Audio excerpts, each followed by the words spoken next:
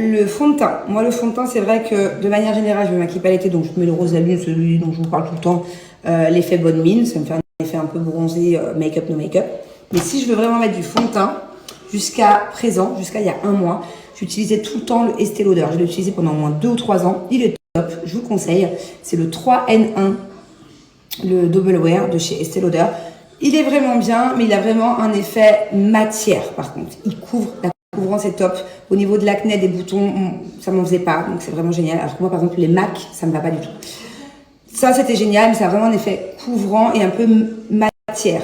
Et là, j'ai fait confiance à la vendeuse et j'ai changé pour le Charlotte Tilbury, voilà. Et c'est ceux-là que j'ai pris 2 teintes, parce qu'en fait, il n'y avait pas la teinte 8. Donc du coup, j'ai pris la 7 et la 9 pour faire un petit mix.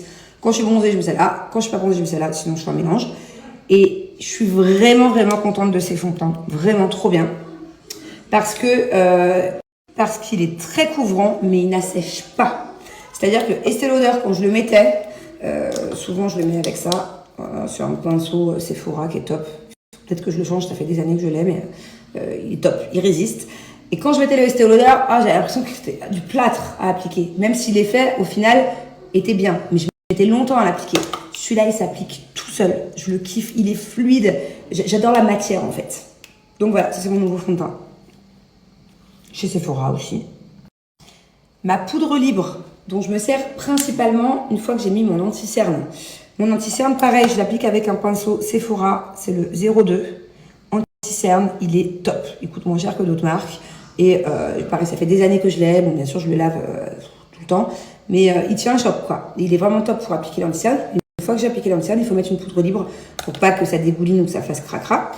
Et moi, c'est pareil, mes cernes sont tellement compliquées que quand je mettais n'importe quelle poudre libre, j'ai essayé la Chanel, la Laura Mercier, enfin plein de marques. À chaque fois, ça fait un effet de paquet, des ridules caca. Et la seule qui me va, c'est cette marque-là. Je sais pas comment elle s'appelle, cette marque, j'arrive pas à le dire à chaque fois, chez Sephora.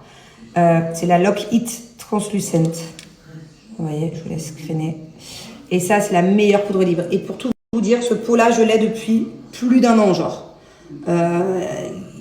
Il est hyper, il tient trop longtemps, quoi. Et il existe en plus petit aussi. C'est la seule poudre libre que j'utilise. Sinon, en poudre terracotta, j'utilise soit Rose la Lune, celle que j'ai eu en cadeau parce qu'elle est vraiment bien, ou sinon je prends la Guerlain, ça fait des années. D'ailleurs, si vous avez des conseils sur la terracotta, parce que moi par contre je m'y connais pas, je prends systématiquement celle-là de chez Guerlain, et c'est la 03, mais c'est juste parce que je sais pas quoi prendre sinon. Si vous en avez une qui est bien, à me conseiller. Je veux vraiment un truc qui s'applique facilement, hein, parce que je sais pas, il y avoir des traces. Sinon, j'ai acheté de chez, je ne saurais pas dire la marque. Je suis désolée, mais je suis pas une pro make-up. Hein.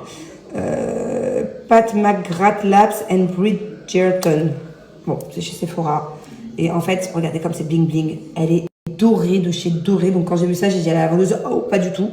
Et elle me dit non, si t'en mets légèrement et tu l'appliques avec le doigt, à ce niveau-là, elle est trop belle en fait. Pour l'été. Regardez. Ça fait vraiment un effet doré super beau. Si t'en mets pas beaucoup, ça fait pas bling bling, trop bien. En termes d'eyeliner, l'eyeliner, mon chouchou numéro 1, je ne saurais pas vous dire la référence parce que malheureusement, je ne l'ai pas retenu. C'était un Dolce Gabbana à l'époque, il y a 1 an. Le feutre, il était trop pratique, trop bien. Et à chaque fois que maintenant je le cherche, il n'y est plus. C'est rien que je vous le dis parce qu'il est nulle part, il n'existe plus peut-être. Et j'en ai essayé plein et c'est compliqué et ça dérape. Et alors le Tarte par exemple, je l'ai acheté, ça ne va pas du tout. Et au final, j'utilise tout simplement le Sephora. Il est hyper simple d'utilisation, c'est le moins cher de la boutique. Et il est top et il tient super longtemps. Donc voilà, du coup je suis restée là-dessus. Sinon, en termes d'highlight, de Light Glow, j'ai pris de chez Huda Beauty cette petite palette où il y en a 4 différentes. Sympathique, voilà. Par contre, ouais, les pigments sont bien. Ouais, je la recommande. Je l'utilise pas beaucoup, mais je la recommande. Voilà en gros ma petite routine. Le reste, mascara, ouais, non, j'ai pas de truc à vous recommander précis. Par contre, il y a un truc vraiment, mais c'est mon chouchou plus de l'été. J'aimerais vraiment travailler avec la marque Onyx parce que moi j'utilise leurs produits tout le temps. Il est incroyablement incroyable. C'est un baume à lèvres Nuxe, Rêve de miel. je le mets. Vous voyez la quantité que j'ai utilisée là depuis un mois? Ça m'a permis vraiment d'avoir des jolies lèvres, alors que moi de base c'est gercé tout le temps, l'hiver, l'été, laisse tomber, ça craque, je mets du rouge à lèvres, ça fait dégueu. Et celui-là il est vraiment incroyable, il sent trop bon, ça fait un effet glossy. Donc quand vous allez en soirée, vous pouvez faire croire que c'est du gloss. En fait c'est un beau lèvres. Et il répare mais vraiment comme jamais les lèvres. Par contre il est un peu cher, il est à 12 €. Moi je l'ai payé 12 € à l'aéroport, à la pharmacie, je sais pas s'il vaut 12 € partout, mais c'est vrai que c'est un peu cher, mais ça vaut le coup, ça vaut vraiment le coup. Pour continuer Nuxe, ça, c'est ce que je mets aussi quand je n'ai pas envie de mettre du parfum lourd parce qu'il fait chaud.